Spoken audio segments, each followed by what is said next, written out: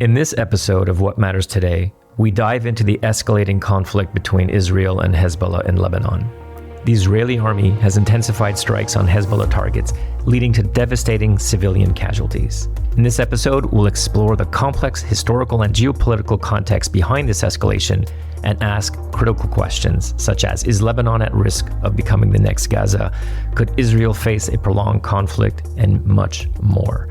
My guest today is Cyrus Schayegh, Professor of International History and Politics and Chair of the Department of International History and Politics here at the Geneva Graduate Institute. Welcome to the What Matters Today podcast from the Graduate Institute. I'm Dan Graham, Head of Communications at the Graduate Institute. In this podcast series, we ask members of our faculty to comment on key global issues. The Israeli army continues to launch strikes against Hezbollah targets in Lebanon, resulting in significant civilian casualties, including women and children. Could you provide a brief historical overview of the geopolitical context and the factors behind this military escalation between Israel and Hezbollah? Yeah. Thank you so much for the question and for having me here. I think we can look, for the purposes of this interview, at perhaps three different sort of stages. The first one is the one with which the relationship between Israel and Hezbollah actually started, and that is at the point in time in the early 1980s when Hezbollah is founded in Lebanon with help from the Islamic Republic of Iran.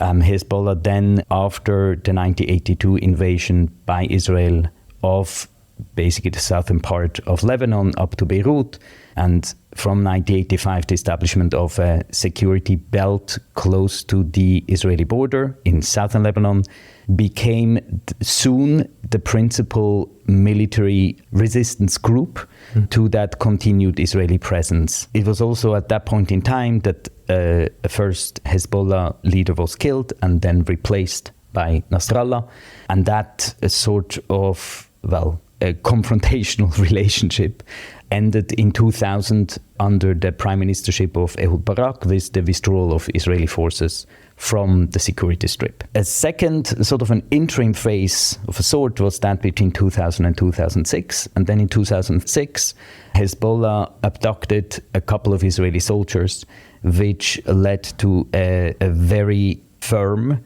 Israeli military response that turned into a war that lasted for more than a month. Cost, I don't know exactly how many Lebanese lives, but had massive effects on Lebanon way beyond Hezbollah's basically setup, and created a sort of a mainly tacit, unwritten, but still clear mutual understanding of sort of the rules of the military game between these two. And this gets us to what we could call, maybe for our purposes, sort of a second main period, namely that between 2006 and October 23. And as I said, during that period, the border was actually very quiet. It wasn't totally quiet for different reasons, which have to do with some territorial questions, then of course Hezbollah's ideological opposition, political opposition also to Israel, but the very, very firm and very deadly Israeli response to Hezbollah's abduction of those soldiers in 2006, which came to be known under the moniker the Dahia Doctrine. Basically, you will really destroy parts of Hezbollah's infrastructure and also parts of Lebanon if something like this happens, led to a certain deterrence, but on both sides. So Hezbollah later on, after the fact, Nasrallah declared that if he would have known how aggressive the Israeli response would be, that he wouldn't have ordered the abduction of those soldiers. And Israel, on the other side, really lost not only a good number of soldiers, I don't exactly recall the number, maybe 150, but it was very clear that Hezbollah was a much more powerful contrahand than it once had thought it would be. And that has just continued to be the case because it has been armed way more than it had been at that point in time for various reasons we don't need to get into.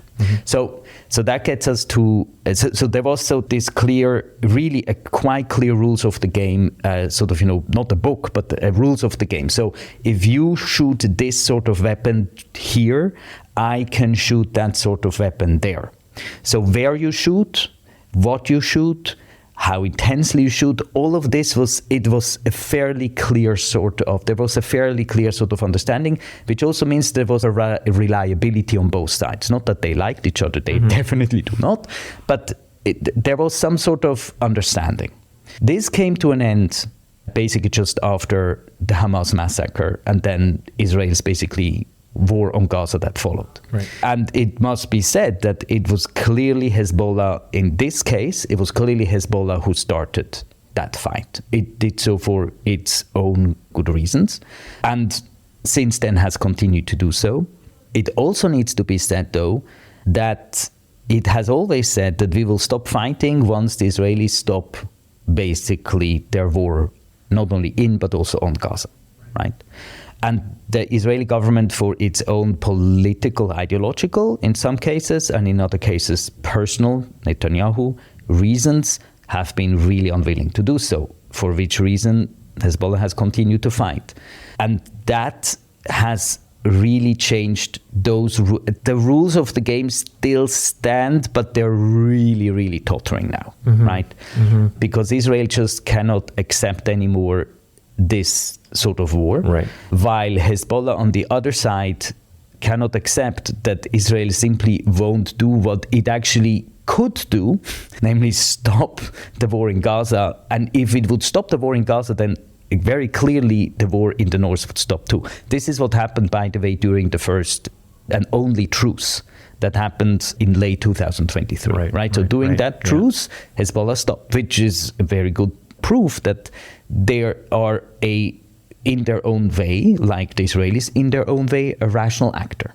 So I would again talk about the three different phases. Right. Thank you for that. And is Lebanon at risk of becoming the next Gaza? No, I don't think so. And I think there are multiple reasons for this. One is that it is much bigger than Gaza. The second one is that everything else being equal, third party / states opposition to Israel really bombing Lebanon as a whole, the way it bombed Gaza, is probably simply going to be too big. I mean, you never know, but that's how it looks like right now. Yeah. And lastly, there is a considerable difference, which is that in Israeli eyes, and I mean, largely this is true, Hamas was basically responsible for the whole Gaza Strip. While it is clear to Israel that Hezbollah is not responsible and in control of all of Lebanon. Right. Now, this doesn't mean too much, because the Israeli army has here and there said that if, again, Hezbollah continues to do what it does, it will punish the Lebanese state as well. And that means to go after non-Hezbollah Lebanese, also civilian infrastructures like electricity factories, which anyway are basically not operating anymore, not because of the war, but because of internal Lebanese corruption, and will basically try to push the Lebanese state to act against Hezbollah, which will never happen because it can't. It simply doesn't have the power to do so. And is there a danger that Israel could become entrenched in a prolonged conflict? It's already almost a year, yes, and now it's on multiple fronts. Yes. I think we are already here, as you just pointed out. And I really do believe, and I have to say, any more or less, like even only moderately leftist Israeli journalist and commentator totally agree with this. The ultimately most important reason why this war is continuing is exactly the political, ideological, as well as personal interests of the people who are central in the current Israeli government. This does not mean that Hamas doesn't play a role. Right. It also does not mean that Hezbollah doesn't play a role. But it is very clear that there's a combination here, right? Netanyahu cannot lose his prime ministership because he's afraid that he's going to go to prison. He has also, I think, ideologically moved to the right. And he is willing to do anything it takes in order to keep this coalition together, which means that he politically and ideologically bows to the people who are on the fascist extreme right of his government. So basically the two parties led by Smotrich and Ben Gvir, right? And what they have been doing even before the war started is to really change the rules of the game not only in Israeli society and politics, but also vis-a-vis the Palestinians. So this is really something that started before, that of course builds on much older patterns that have to do with how the Palestinians are viewed in the West Bank and in Gaza. So to be very specific, Ben Gvir is the Minister of Internal Security, which means that he controls the police, and he really has restructured the police. It's unbelievable. These are things people normally don't read about in Western newspapers, but it's a massive restructuration. And Smotrich, when Smotrich became minister, a new portfolio was built for him. And that portfolio is the civilian oversight over the West Bank. So the army in principle is responsible for what's going on in the West Bank, but a new portfolio was created that allows him to basically within this realm to oversee what's going on in the West Bank. And that's literally a case of allowing the fox into the hen house. Because all what he wants to do is literally, and he says that, he wants to transfer as many Palestinians as possible out of the West Bank. I mean, this is basically very explicitly what they want to do. They also want to resettle in Gaza. And there are clear indications that they are starting to do this, right? So we are already here. And Netanyahu, for this reason, continues the war. He could have ended the war a long time ago, but he is not willing to do so. On Netanyahu, could this conflict weaken his standing both domestically and internationally, or is this strengthening him somehow? It is strengthening him. This is really unbelievable. And the first thing that needs to be said is that he really is by far the most experienced, wily politician that Israel has had in a very long time. He has, I think, taken Israel beyond the brink. He has changed what Israel was in a way that may not be reversible, but he's an unbelievable politician, right? Just after the massacre, his popularity plummeted. Did he take personal responsibility? No. He just kept putting the blame on the army, which of course needs to be blamed too, and the security apparatus more in general. And since then, with some ups and downs, his popularity has only grown. So the person who basically set in motion the very structure, or helped to set in motion and to maintain the very structure that helped lead to the massacre. And I'm saying that he was responsible for the massacre. Hamas clearly totally was. But there is a larger context to all of this. And Netanyahu was responsible for this context. He helped Hamas to stay in power. He took no responsibility for this whatsoever.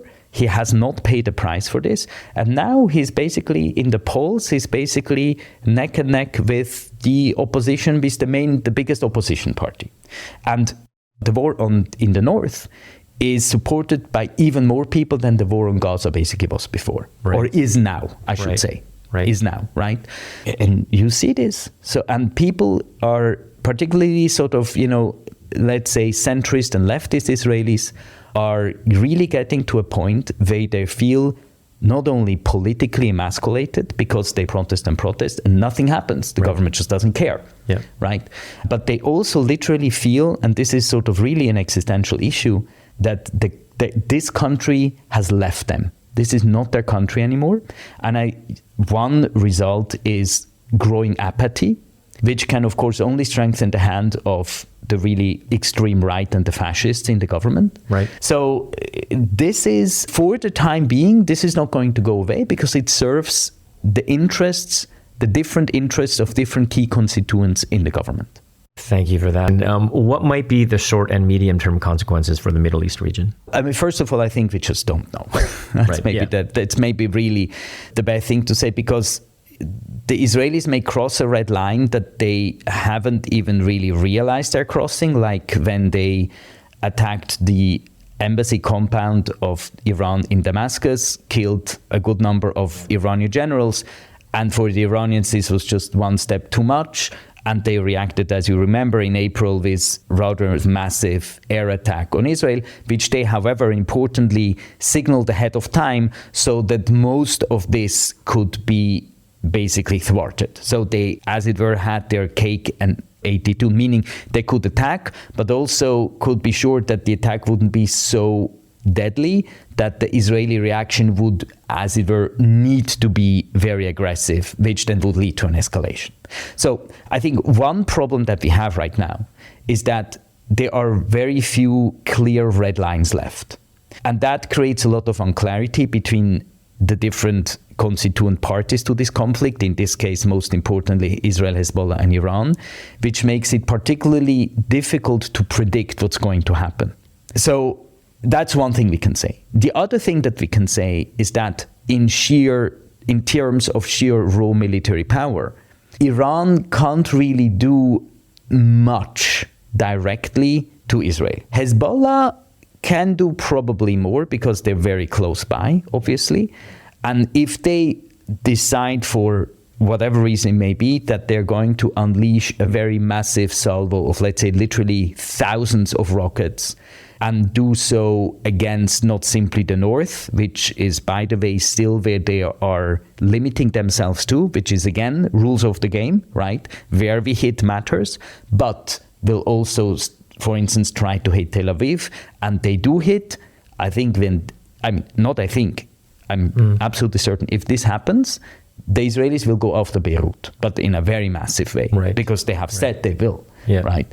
And there are no constraints on them. And this, of course, gets us to another issue, which is the absolute, basically, a lack of political will on the part of the United States government to push the Israelis to do what they ought to do, right? To basically cease this war. And this is not for lack of ability. This is literally for lack of political will. But we'll see what happens after the elections. We will see what happens after the new president, whether it's Harris or Trump, comes to power. But this definitely doesn't help. It definitely doesn't help. And it actually creates more uncertainty too, right? Right, and this is the last question I had was about the U.S., who've always been a very strong supporter and an ally of Israel. So, and yes, it's an election year in a few weeks. How do you anticipate the U.S. will position itself in this conflict? Right now, they are basically doing what they have been doing vis-a-vis the Gaza war before. And that is to try to put some constraints on the Israelis, but not enough to really change Israeli behavior. They are also, I think, again, moving some military hardware closer to the region. They do so to signal both to Hezbollah and Iran that they would be involved in defending Israel if a major war would break out. Right. So this is military signaling. So again, as I said before, it seems to me that the US government just is politically not willing to really put the brakes on Israeli behavior. And what's really interesting here is that this has, of course, created considerable headaches for the United States in other parts of the world, particularly in the global south. Where a majority of states and definitely an overwhelming majority of people see a clear double standard, right? A US policy vis-a-vis Russia in the Ukraine being one thing, US policy vis-a-vis Israel and its behavior being another thing. And I don't say this to say that Russia's war of aggression against Ukraine is exactly the same thing as what the Israelis have been doing in the West Bank in Gaza since 1967. But it is very clear that they are ultimately two aggressors here, right? Hamas definitely isn't, an innocent sheep in all of this. The massacre was very clearly a massacre. It very clearly was Hamas's responsibility. The Ukrainians didn't do anything of this sort, very clearly. But there is also, it's evident that the occupation exists, and there is a really deep historical background to all of this. And the Americans keep having a particular special relationship with the Israelis for, I would assume, for defense and strategic reasons that make partly sense to the Americans, but again, that opened them up to considerable critique in the global south. And at this point, there is even there is even greater, there is some sort of there is critique coming also from the so-called moderate Arab countries. So just a couple of days ago, Mohammed bin Salman, the crown prince of Saudi Arabia, basically announced that any sort of normalization process with Israel could happen really only after a Palestinian state, now I don't exactly remember, is established, or whether it's clear that there is a clear route to the state, which is a considerable change from the position that Saudi Arabia had before. And maybe this is just rhetoric, but as such, it is interesting. And a better relationship between Israel and Saudi Arabia was clearly in the US interest. So I guess what I'm saying is that the US inability and unwillingness to put a brake on Israel is hurting it not only globally, it is also hurting its chances to execute key planks of its regional policy in the Middle East itself, which to me is very irrational. It's a very irrational stance and not really understandable. And it may have really a lot to do with Biden's age and the fact that he came of age in the 60s and 70s and whatever else is in play here. But this is self-defeating to an incredible degree. Thank you for that, Cyrus. I'm sure we can talk a lot more about this. There might even be a part 2, but thank you so much for joining us in this episode of What Matters Today. Thank you so much. This podcast series is produced by the Graduate Institute Communications team. For more information about the Graduate Institute, please visit our website at graduateinstitute.ch. I'm Dan Graham. Thanks for listening.